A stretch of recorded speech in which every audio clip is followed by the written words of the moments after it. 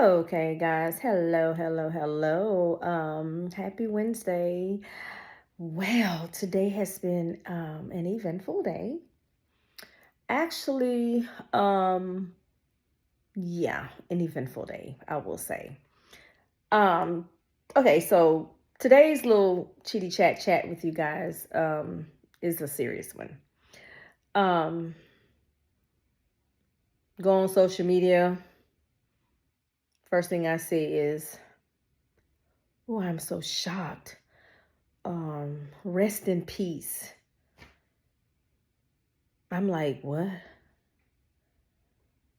S- Guys, let me tell you. I go on social media to find out someone that just posted on social media a few days before today suddenly passed. Yeah. Um, Knew this young lady. We're classmates. We went to two separate schools. Hadn't seen her in a while, but it just hit home that I know this person. Guys, we don't know how long we have left. Tonight, on our hourly prayer night for the church that I attend, and it's not just for our church, it's for anyone that wants to hop on the Zoom nightly, um, talking about getting your affairs in line. You're never too young to get your affairs in line, guys. I think it is irresponsible for anyone to leave this earth and knowing that they have children left behind or family members left behind and they have no clue, one, where to find, how to get in your bank account, number two, where your personal items that they would need to take care of your funeral, your burial, all that, or they have to come out of pocket. I think it's just irresponsible, and I'm just going to call it what it is. Get your stuff in line. Get you a will. Give someone that's close to you, that you trust in your family, that if something needs to happen to you, they can get into your bank account, because trust me, it's going to be hard. Get with your bank. What I learned tonight is called a POD, point of death. A person that's the point of death, upon your death. You can go to your bank and ask for that. It's a POD, because if something happens to you, they're going to go through hell and back to try to get money to take care of you. If you have children, point someone, show your children where everything is that they need, important documents. I'm telling you guys, it's important, because you don't ever want to, no one wants to talk about death. No one wants to talk about getting things in line, taking care of things, get a will, anything. You got to. Because it's your kids that you're leaving behind and your loved ones that's going to be responsible for taking care of something that, honestly, you should have been taken care of while you were on this earth. Because you may not wake up tomorrow. You may not wake up tomorrow. Go to a local funeral home and let them know to say, hey, I need to set up something. Do that for your loved ones. Prepare. Because you just never know when your last time. Question that was asked by my pastor: if you have 72 hours left to your death and you know that you're going to be gone in 72 hours, what would you do? What are some of the things that you would take care of before those 72 hours up? Because that 72 hours is coming. And this is just a hypothetical question. What would you do? Would you go to those that you may have hurt, apologize, ask for forgiveness? Would you get your affairs in line? Would you tell your loved ones how much you love them? Well, you should do that all the time. Really. But the last 72 hours, and you know that you're going to let, what would you do? That's a question that I want to ask any of those that's watching this. And I want you to make a comment of what one thing that you would do, or three things that you would do. It's only three things that you would do Me, I'm going to love on my loved ones continuously. I'm going to thank God for the 57 years that He has had me on this earth, you know, and make sure that I get with my grandkids and my daughter and let them know, hey, this is how you need to live the rest of your life. Show them. Get with those that don't know God, man, because let me tell you something. If it wasn't for Him, none of us would be right here right now. Whether you believe or don't believe, I'm not on here to preach a sermon or nothing like that, but I'm just being real. This is coming from me. What I believe. Whatever your belief is your belief, but at the end of the day, your expiration date is time ticking because we are on borrowed time.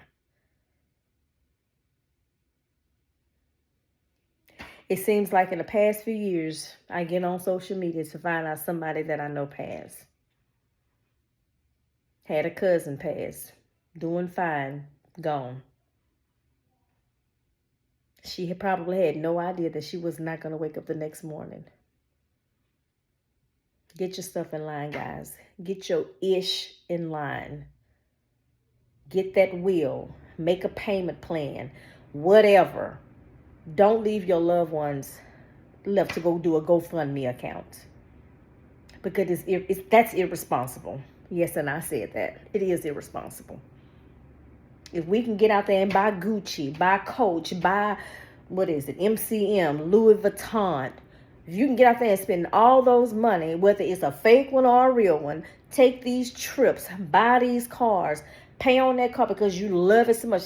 Get yourselves a burial plan. Get yourself a will.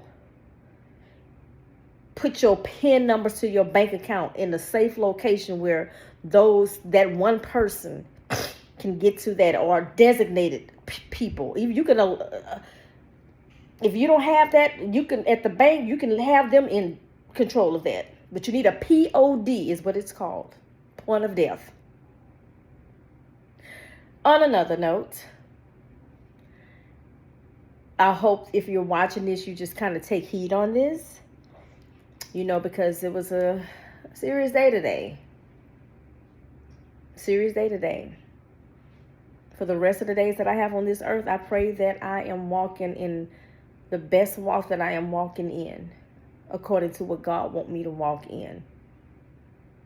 Treat people the way you would want us to be treated. Treat people the way you know God wants you to treat them. Because, hey, what's going on in America today, baby? God's sitting back and watching. He already knew all this was going to happen. Where does your faith lie? Where does your belief lie? What are you going to do in the last 72 hours? The 3 things that you would do. Think about it. You don't have to comment. Just think about it. Every day you should be telling, if you have your mother, your father living, tell them you love them every single day.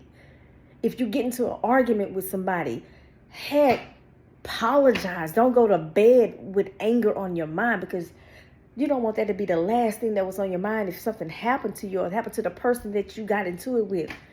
If you hurt somebody, tell them you're sorry. Be obedient. That's it.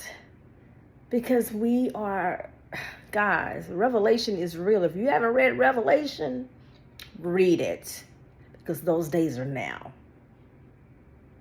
They are now. So, on a good note, I pray that you guys have a good rest of the night, because it's nighttime where I'm at. I hope that you take heed on anything that I said tonight. If I offended anybody about religion or whatever, hey, that's y'all. Because I'm going to say what I'm going to say about it, because that's my belief. On the other note, thank you guys for watching. Thank you for tuning in. Thank you to those that are following me. I appreciate it. I'm new at this, but I'm enjoying it because you never know when you're going to reach someone.